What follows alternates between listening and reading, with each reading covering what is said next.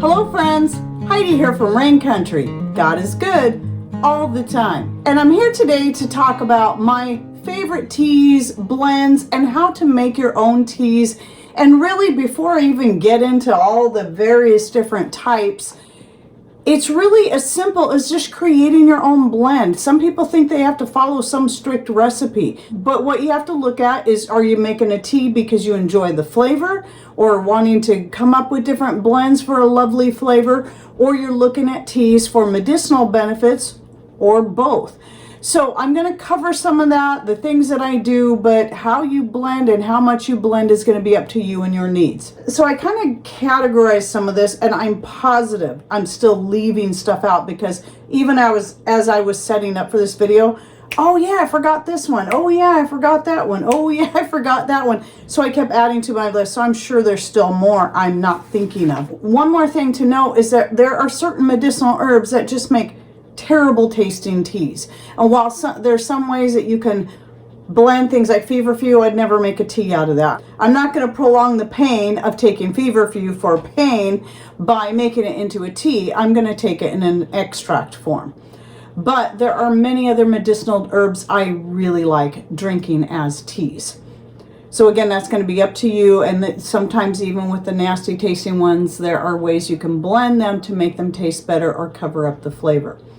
So the types of herbs and spices that I like for flavor, and sometimes we'll even make teas out of them just by themselves, would be things such as conifer leaves. That would be spruce. We don't have pine, but I would use pine if I had it. Juniper. Black walnut hulls, very medicinal, and I just had a video come out on those, but they also have a nice flavor that's closer to maybe a coffee flavor. Peppermint tea is probably our very favorite, whether it just be regular peppermint or chocolate mint. They are so good. It's my favorite to have by itself. Lemon balm makes a very nice refreshing tea by itself. Juniper berries, it's one of my newest ones that I absolutely adore, is juniper berry tea. Now a lot of times I will drink it and just have it alone, but it blends quite nicely with certain other spices such as cinnamon. I'm finding I really like it with cinnamon or with star anise. Cinnamon and star anise and cloves are all great ones to have as teas by themselves, though I most typically will blend those. Ginger, especially if it's fresh ginger. Now I do have dried ginger here, and I would say maybe ginger that you dried yourself, like this, where you bought it fresh or grew it fresh and then cut it up and dehydrated it yourself. Great in teas. It's great by itself and great in blends. And then lilac makes a quite lovely tea, which is great for springtime, though I prefer lilac in a cold infusion. So I also, any of these things you can use to make a cold infusion. I have a video just on cold infusions and some different ideas.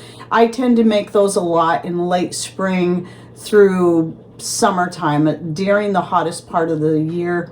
And you know, they're just very refreshing. They're easy to do. And thyme was one of those I had to add in here, that I just love the flavor of just thyme by itself in a tea. In particular, fresh thyme makes the best tea. Some other ideas for cold infusion would be any of your mints, calendula flowers, dandelion flowers, holy basil, pansies, or any other type of viola, lilac, as I mentioned, honeysuckle. Love honeysuckle flowers for a cold infusion. It's kind of sweet and just a really pleasant flavor. Lemon balm and lavender leaves. Lavender leaves are great for both cold infusion or a hot tea, a hot infusion. And there's a lot more you can blend in doing that. I think last year one of my favorites was mixing holy basil with my violas, my viola tricolors. It not only made a beautiful cold infusion, but it's also quite tasty. And then one I just thought of, I didn't put on here, is adding some borage flowers.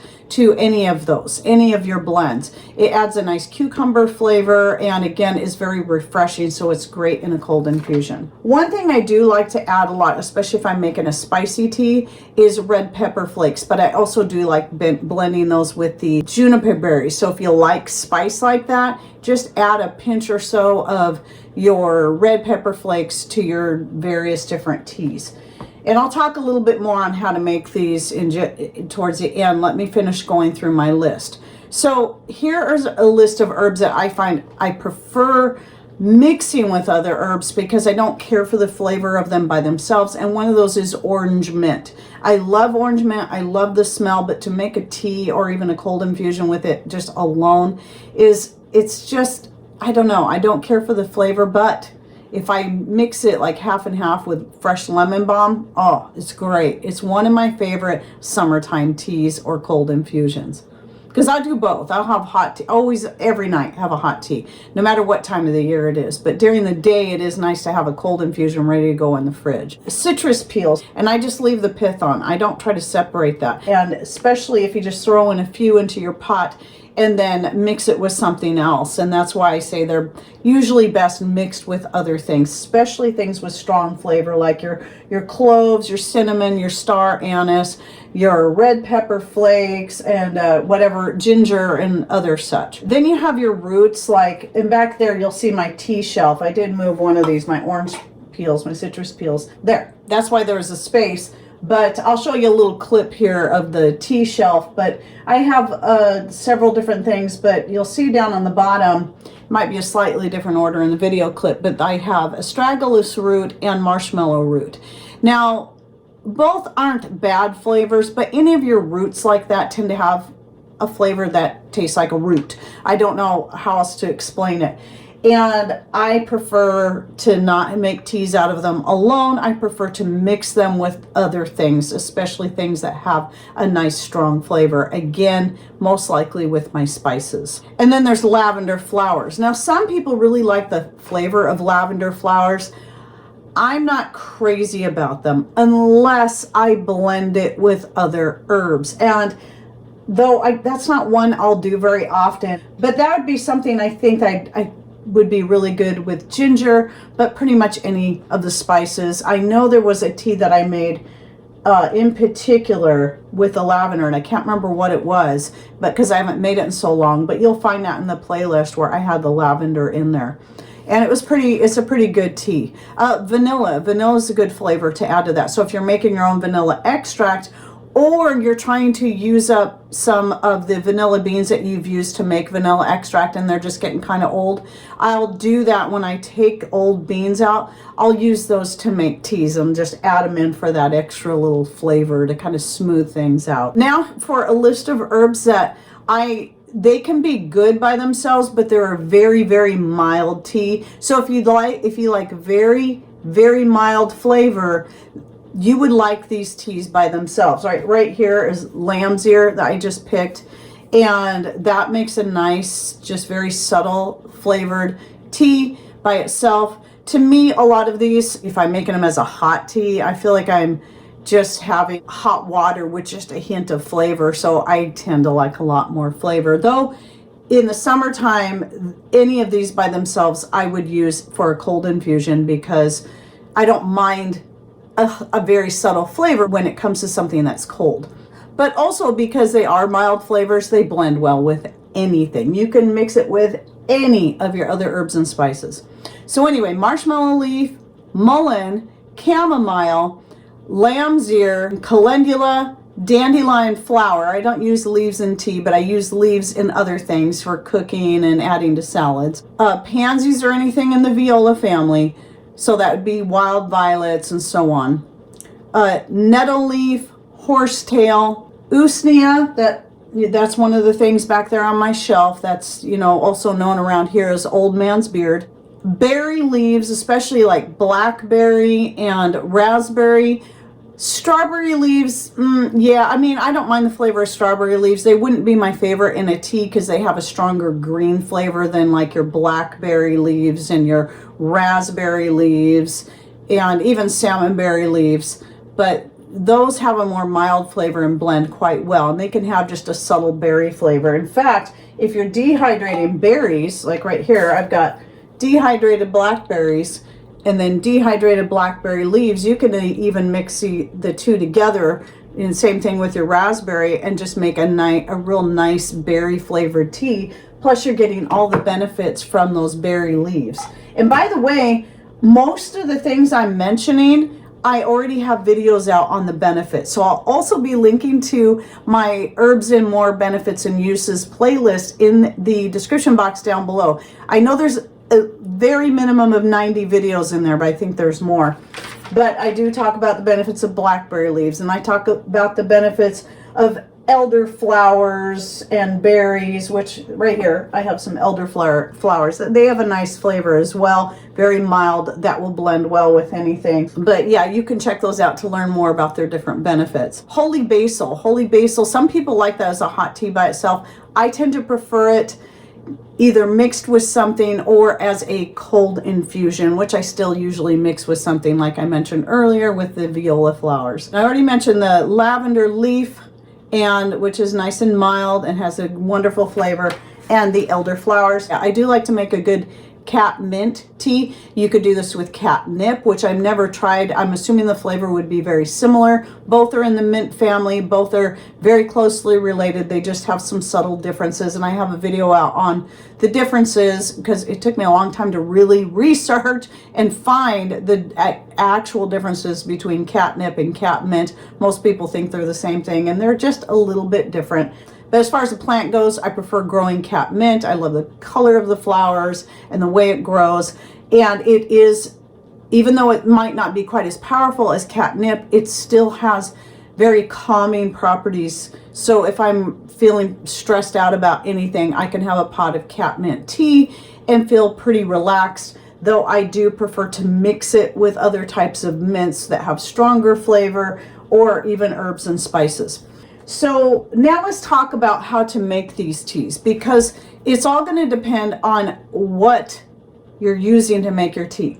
Now, I always do my teas in pots, so I don't really use the cast iron one. I set it out here because it looks cool. I bought this vintage cast iron teapot just because I thought it was cool. But this is also vintage, and people ask me about this a lot, and it is a silver teapot.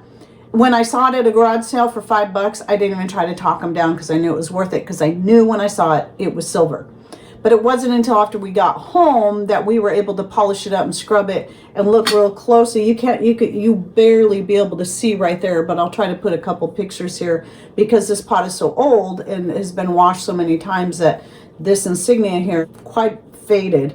But then on the bottom, you know, I was able to, by the identification on the bottom, definitely find out that indeed it is a silver teapot. And then with this on the front, we were able to then track down to where it was actually had come from. At least this is from World War II, and it would have come from the captain's quarters of a naval ship.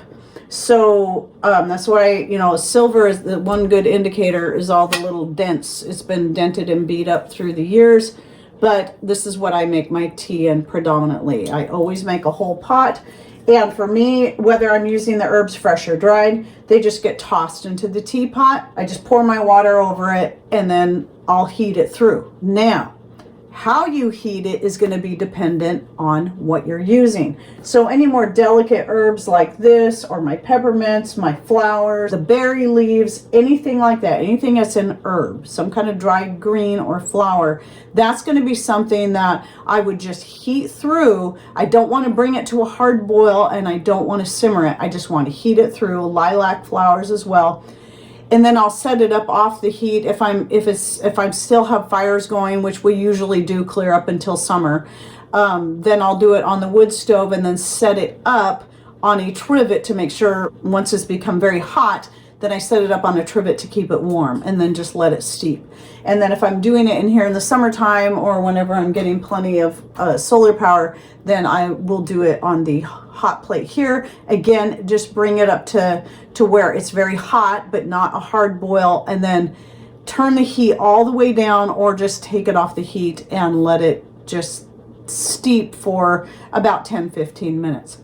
So that's your delicate herbs. Now, anything that is a root or a bark or anything is a very hard woody kind of thing, like your cloves, your cinnamon, your ginger, your astragalus root, your marshmallow root, your cinnamon sticks, and even your citrus peels. That's something I'm going to simmer. Now people will say, yeah, but won't you lose the vitamin C from the citrus peels? Yes, you will when you do that. However, that simmering process of trying to make it more into a decoction is going to pull the quercetin out of those citrus peels and make that more bioavailable, so that you can have all the benefits of the quercetin in the citrus peels. Now, if you're looking for vitamin C, then consider using those in a cold infusion, which I actually like making a fermented fizzy soda. It's just something I ferment. I add the water, a little bit of sugar, let it ferment on my counter for a few days, and then stick it in the fridge to chill. And I have a lovely fermented soda, and I'll use usually fresh citrus peels when I do that. And that's pretty good, but you can do that with any of these, by the way. You can make a fermented soda out of any of them. But yes, you do want to simmer those to be able to get all the benefits out of those. Oh yes, here's another one. Turkey tail mushroom, or any of your other mushrooms, is another one that's best if you simmer it. See, I remembered another one. So turkey tail mushroom, we are quite often able to harvest that from our other piece of property. Ever since we've been able to start harvesting it from there, we never seem to run out. We have a lot of turkey tail mushroom, and I love that. And that has a pretty subtle flavor that I can throw it into anything. So now the next question is, but what if I want to mix my lamb's ear with ginger or cinnamon or whatever it is? So you've got a delicate herb and you've got something that needs to be simmered. Well, what you do is you make your decoction or your simmered tea first, then it's nice and hot, then you add your delicate herbs to that, and then just let it steep. You're going to remove it from the heat, or turn the heat down as far as you can, and just let it sit on there until it steeps. Usually people are going to remove it from the heat altogether and just let the heat that's already in the water pull the benefits out of those herbs.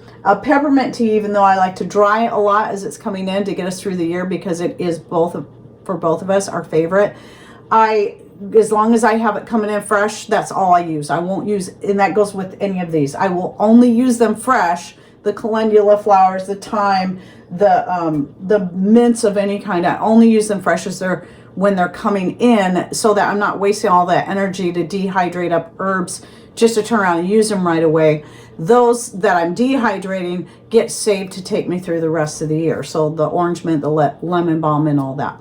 So I hope that kind of gave you some ideas and helped you out, and give you, if you're already growing some of these different things, especially a lot of people don't think about their berry leaves. They're already growing blackberries or raspberries and so on. They might not think that they can take those leaves and make a very nutritious tea out of those, and anything else for that matter, as far as your citrus peels and so on. And really, it's about learning how to just be creative and experiment. I do that all the time. Sometimes I come up with blends that are just absolutely amazing, and other times I try stuff and I'm like, okay, that didn't taste very good, and I'll try to drink it, but if I can't, I'll just use it to water my plants. Because it's not gonna hurt my plants, as long as I don't pour it on there hot. Let it cool, obviously. So anyway, any thoughts, ideas, any suggestions? What are your favorite types of herbal and spice teas to make? What are your favorite blends? Please put those in comments down below so people can get some ideas from you as well. And don't forget to check out the playlist I'll be putting in the description box down below. Thanks for watching. Take care, and God bless.